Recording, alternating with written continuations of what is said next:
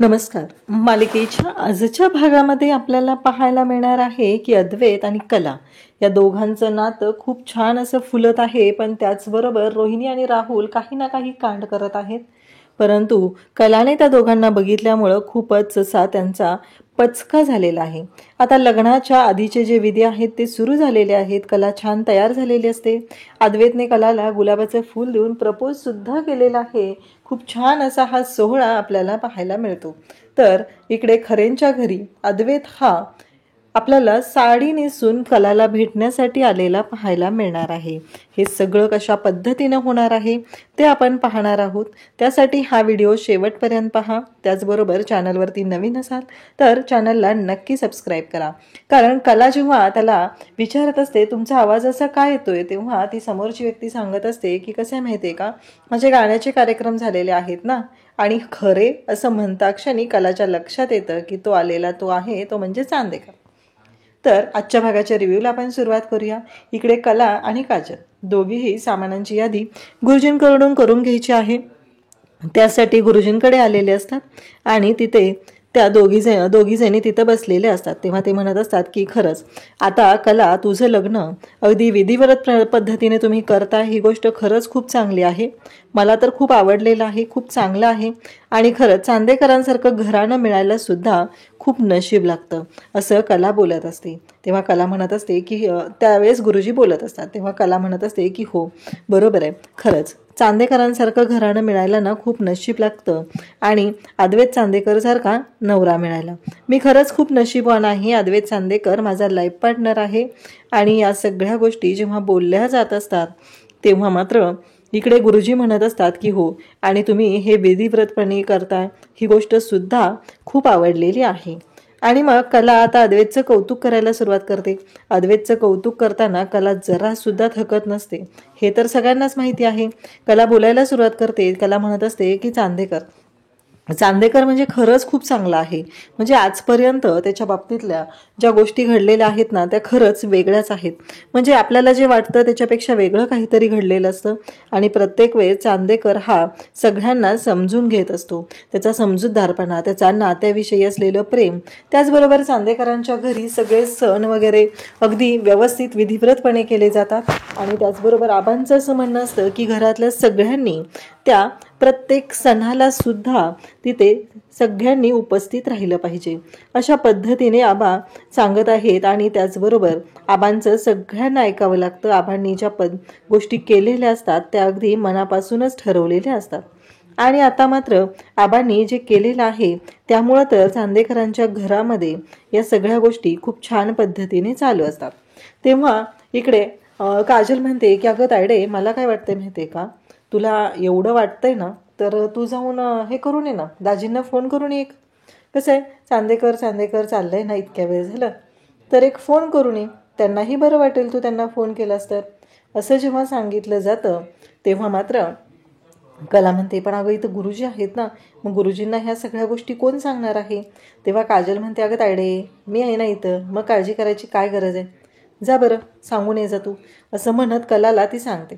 आणि मग गुरुजींना कला म्हणते की गुरुजी मला एक फोन करायचा आहे, मी जाऊन येऊ का हो. गुरुजी म्हणतात की हो चालेल, मी यादी बनवतोय आणि फडके गुरुजी विधीसाठी येतील तिकडे, ये जाऊन तू, आणि काहीच हरकत नाही आहे तू जाऊन आलीस तरी, असंही गुरुजींनी स्पष्टपणे सांगितलेलं असतं. आणि आता मात्र कला हे तिकडे जाते बाहेर कॉल करण्यासाठी. इकडे वकिलांना भेटायला आलेली आहे ती म्हणजे रोहिणी आणि राहुल. ते पेपर तयार झालेले असतात. रोहिणी आणि राहुल तिथे आलेले असतात. ते म्हणत असतात की सगळ्या गोष्टी ज्या आहेत त्या छान पद्धतीने आपण ठरल्याप्रमाणे होत आहेत. आणि त्याचबरोबर आपण ज्या पद्धतीने सगळं ठरवलेलं होतं तेव्हा मात्र आता हे चांदेकरांचं जे वैभव आहे ते आपलं होणार आहे. कोण चांदेकर आणि काय त्यांचा संबंध, असे हे दोघं जण बोलत असतात. तेव्हा मात्र तिथे वकील म्हणत असतात की हो, तुम्ही ज्या पद्धतीने ठरवलेलं आहे त्याच पद्धतीने सगळ्या गोष्टी होणार आहेत, अजिबात काळजी करायची गरज नाही. आणि त्यांचं बोलणं चालू आहे. ते दोघंही जाम खुश आहेत, आपल्या पद्धतीने सगळ्या गोष्टी करून घेत आहेत. इकडे आता अद्वैत काम करत बसलेला असतो, तर अद्वैतच्या रूममध्ये अनामिका येते आणि अद्वैत दादा येऊ का रे मी असं म्हणत अनामिका तिथं आलेली आहे. अनामिका आलेली पाहून अद्वैत म्हणतो, हा अनामिका ये ना, काय झालं ग. तेव्हा अनामिका म्हणू लागते की मला ना एक गोष्ट बोलायची आहे, आणि ती म्हणजे की मी एक बॉन्ड केलेला आहे.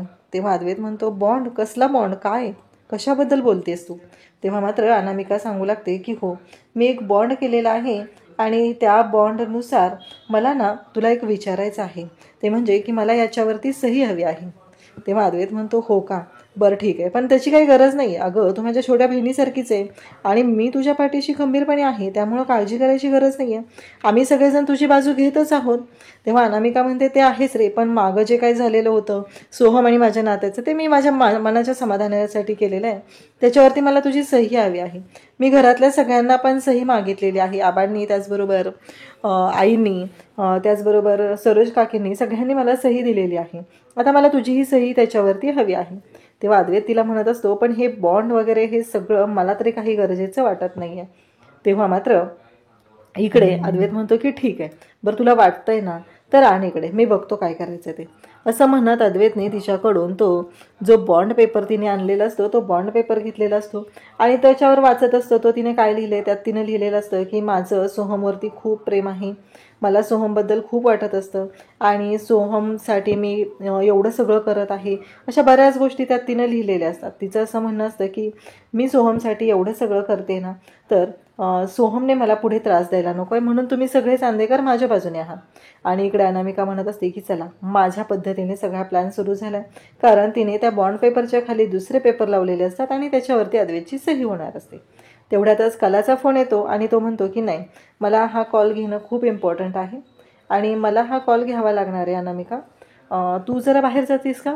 अनामिकाला तो बाहेर पाठवतो, कारण कलाने ऐनवेळी कॉल केलेला असतो आणि सांगितलेलं असतं. कलाचा कॉल आल्यामुळं अद्वैत खूप खुश झालेला असतो. हां बोला खरे, आत्ता आठवण झाली का.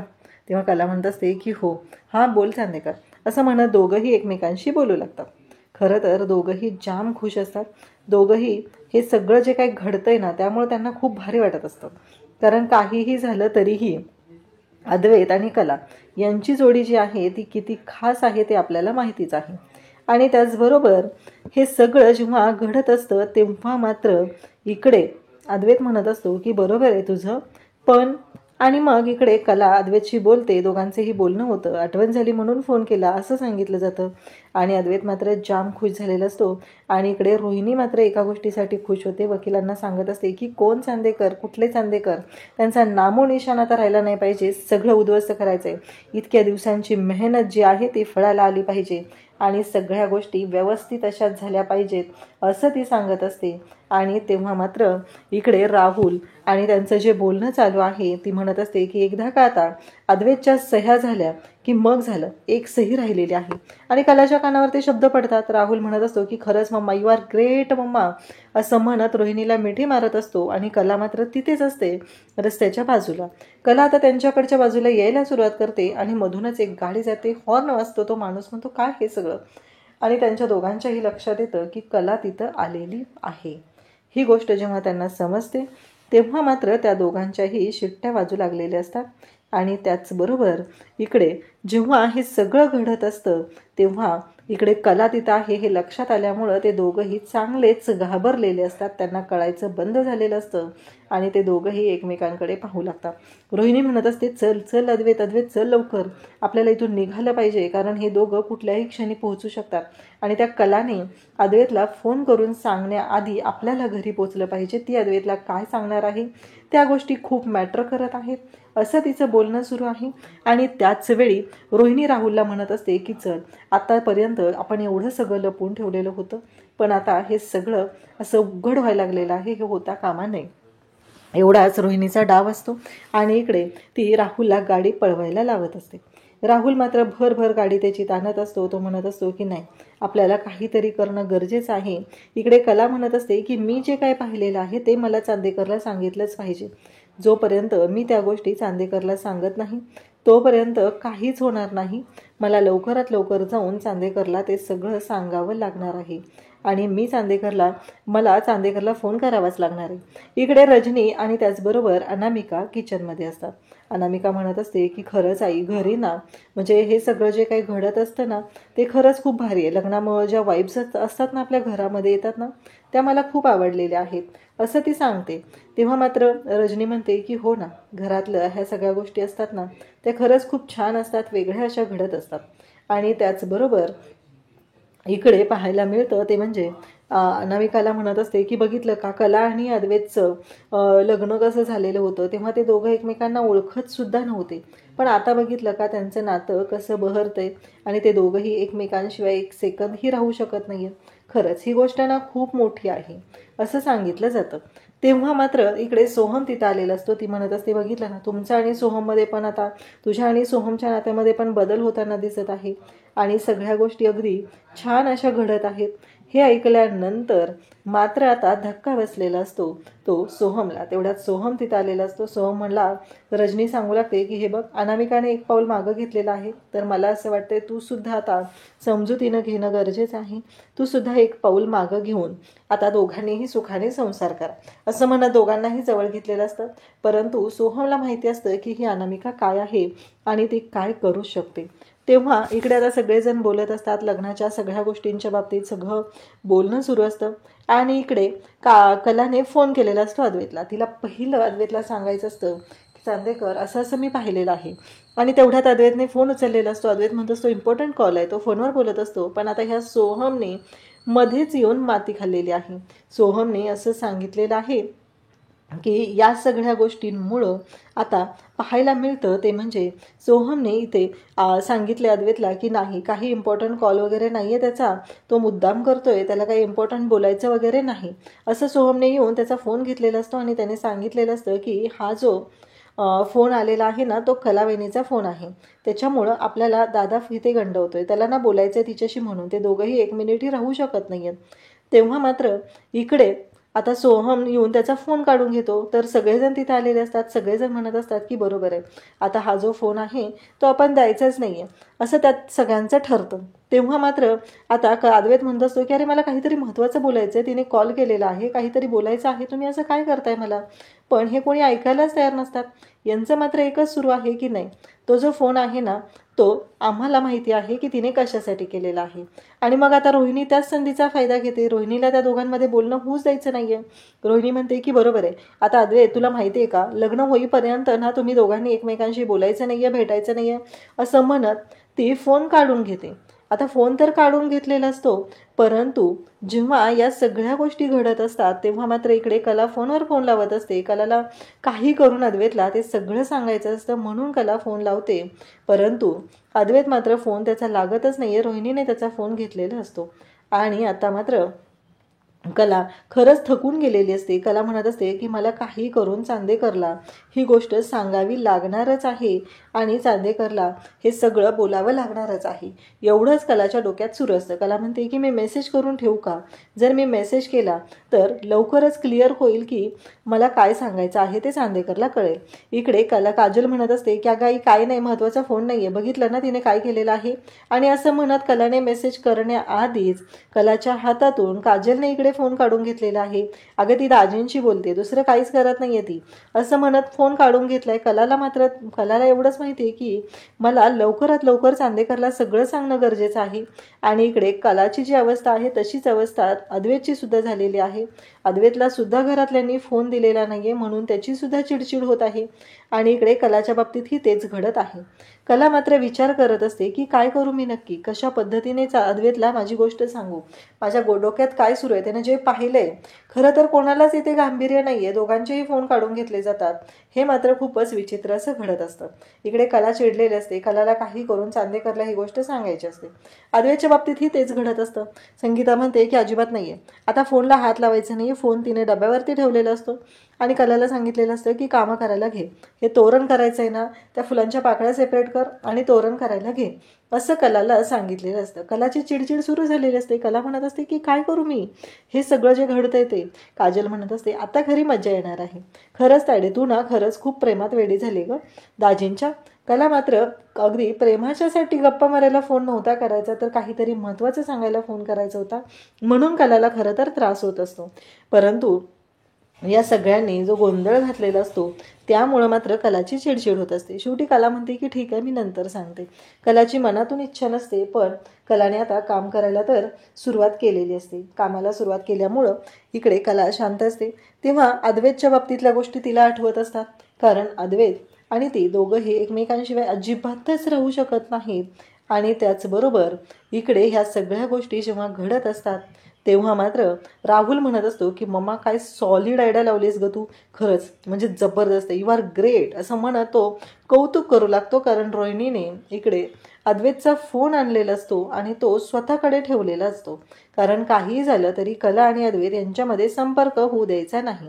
पण या दोघांना एवढंही कळत नाहीये, त्यांना बोलायचंच झालं तर ते कसेही बोलू शकतात. त्यासाठी फोनच असण्याची गरज नाहीये ना. फोन जरी काढून घेतला तरीही ते बोलू शकतात, ही गोष्ट त्यांच्या लक्षातच येत नाही. तेव्हा मात्र इकडे राहुल म्हणत असतो की चला एकदा का हे चांदेकर मेन्शन हे सगळं आपलं झालं ना की मग झालं, मग खरी मजा येणार आहे, असं ते दोघंही एकमेकांना सांगू लागतात. आता मात्र इकडे अद्वैत विचार करत असतो, खरे मला तुझ्याशी बोलायचं आहे, पण मी काय करू, मला कळतच नाही आहे की मी कसं बोलू तुझ्याशी, कशा पद्धतीने मी हे सगळं मॅनेज करू. अगं मला कळतच नाही आहे की हे सगळे बघितलंच ना काय करतात, मला तुझ्याशी बोलूच देत नाही आहेत, असं अद्वैत इकडे बोलत आहे. आणि तो बेडवरती पडलेला असतो. मला काहीतरी केलं पाहिजे, खरेशी मला बोललं पाहिजे, मी खरेशिवाय नाही राहू शकत आहे, खरे म्हणजे माझं आयुष्य आहे, असं अद्वैत सांगत असतो. तेव्हा मात्र तेवढ्यातच अद्वैतला तिथे खरे येताना दिसते. अद्वैत म्हणतो काय तू आलीस? तेव्हा कला म्हणते की हो, तू माझी आठवण काढली आणि मी येणार नाही असं कधी होईल का, मी तुझ्यासाठीच आलेली आहे चांदेकर, असं अद्वैतला ती सांगत आहे. तेव्हा मात्र अद्वैत म्हणत असतो खरंच तू माझ्यासाठी आलेली आहेस? तेव्हा कला म्हणते की हो, मी खास तुझ्यासाठीच आलेली आहे. आणि हे दोघंही बोलत आहेत. तेव्हा मात्र कला अद्वैतला म्हणत असते की चांदेकर तू माझी आठवण काढलेली आहे आणि मी येणार नाही असं कधीच होणार नाही, असं म्हणत त्या दोघांनी एकमेकांचा हात हातात घेतलेला असतो. अद्वैतला खूप भारी वाटत असतं. अद्वैत म्हणत असतो की फायनली खरे मला भेटायला आलेले आहे. आणि या गोष्टीचा जो आनंद अद्वैतला झालेला असतो ना, तो खरंच खूप झालेला असतो. मग अद्वैत तिथंच असलेलं गुलाबाचं फूल घेतो आणि कलाला म्हणतो की हे बघ खरे, हे तुझ्यासाठी, म्हणजे माझ्याशी लग्न करशील, माझी लाईफ पार्टनर होशील. आणि असं गुडघ्यावर बसून खूप छान असं कलाला तो प्रपोज करत आहे. ते गुलाबाचं फूल कलाला देत आहे आणि कला मात्र ते गुलाबाचं फूल अद्वैतच्या हातातून घेत असते. आणि नेमकं त्याच वेळेस अद्वैत मात्र खुश झालेला असतो. अद्वैतने ते गुलाबाचं फूल कलाला दिलेलं आहे आणि त्याचवेळी तो कलाला विचारतो, कलाने सुद्धा त्याला होकार दिलेला असतो. आणि जेव्हा ते गुलाबाचं फूल स्वतःच्या नाकाजवळ घेतो तेव्हा त्याला शिंक येते आणि त्याच्या लक्षात येते, अरे बाप रे, आपल्याला हा झालेला भास होता, म्हणजे हे सगळं काय, खरंच म्हणजे माणसं प्रेमात वेडी होतात, पण इतकी होतात, मी खरंच एवढा प्रेमात वेडा झालोय, असं तो स्वतःला सांगू लागतो. उद्याच्या भागात आपल्याला पाहायला मिळणार आहे की अद्वैत जेव्हा हे सगळं बोलत असतो तेव्हा मात्र अद्वैत म्हणत असतो की मला ना कळतच नाहीये की काय करायचं आहे. आणि इकडे कलासुद्धा छान तयार होत असते. कलासुद्धा म्हणत असते की चांदेकर, मी ना या सगळ्या गोष्टींचा विचार केलेला आहे, मी तुझी साथ कधीच सोडणार नाही. इकडे अद्वैतसुद्धा तेच बोलत असतो, मी तुझी साथ कधीच सोडणार नाही. लग्नाच्या आधीचे जे विधी आहेत ते सुरू झालेले आहेत आणि कला आणि अद्वैत या दोघांमधला हा जो काही संवाद आहे तो एकमेकांशी खूप छान पद्धतीने कनेक्ट झालेला आपल्याला पाहायला मिळतो. दोघंही खूप खुश आहेत आणि कलासुद्धा अद्वैतसुद्धा दोघंही खूप आनंदात असतात आणि या सगळ्या गोष्टी मनापासून ते दोघंही करत आहेत. इकडे अद्वैत म्हणत असतो की काही झालं तरीही खरेची साथ मी कधीच सोडणार नाही. आणि अद्वैतने ठरवलेलं असतं की मी खरेला प्रपोज केलेलं नाहीये, पण मला तिला प्रपोज करायचंय आणि लग्नाच्या आधी ही गोष्ट आमच्यामध्ये घडली पाहिजे, असं अद्वैतनं ठरवलेलं आहे. आणि म्हणूनच अद्वैत कलाला प्रपोज करायचं ठरवतो. तेव्हा मात्र अद्वैत म्हणतो की मला कलाला खरंच प्रपोज करायचं आहे आणि त्यासाठी मला तिला भेटलं पाहिजे, तर मी इकडे खरेंच्या घरी जातो आणि तिला भेटतो आणि त्यानंतर बाकीच्या गोष्टी ठरवता येतील, असं त्याने ठरवलेलं आहे. कारण पैशाच्या बाबतीत पण थोडासा विचार केला पाहिजे, कारण खरेंची परिस्थिती पाहता त्यांना थोडी मदत करणं गरजेचं आहे, असं अद्वैतने विचार केलेला आहे. आणि अद्वैत म्हणत असतो की नाही, मला आता ह्या सगळ्या गोष्टी अगदी व्यवस्थितच केल्या पाहिजे, असं म्हणत अद्वैतने कलाच्या घरी जाऊन तिला भेटायचं असं ठरवलेलं असतं. पण भेटणार कसं, आता लग्नाच्या आधीचे विधी सुरू झालेले असतात, कला तर तिथून बाहेर येऊ शकत नसते, अद्वैतही इकडून जाऊ शकत नसतो. अद्वैतने मात्र एका कार्यक्रमामध्ये कलाच्या घरी तो गेलेला आहे आणि तिथे मात्र अद्वैत साडी नेसून गेलेला असतो. आता मात्र सगळेजण तिथं असतात, सरोजसुद्धा तिथं आलेले असते आणि अद्वैत जेव्हा साडी नेसून तिथं गेलेला आहे तेव्हा मात्र इकडे अद्वैत आणि त्याचबरोबर कला दोघंही तिथं आहेत. अद्वैत कलाशी बोलत आहे आणि कलाला म्हणत असतो की मला ना बोलायचं आहे आणि तो म्हणत असतो की जरा माझा आवाज खराब, म्हणजे मी कार्यक्रम करते ना म्हणून माझा आवाज जरा बसलेला आहे असं कला विचारत असते. आणि तेव्हा तो म्हणत असतो की कसं आहे माहिती आहे का, मी कोण आहे माहिती आहे का खरे. आणि त्या क्षणी कलाला कळतं की हा आलेला चांदेकर आहे आणि कला मात्र जाम खुश होते. सगळेजण पाहतच राहतात कारण अद्वैत साडी नेसून कलाला भेटायला आलेला आहे, ही गोष्ट समोर आलेली आहे. अशाच अपडेटसाठी चॅनलशी कनेक्ट राहा. थँक्यू.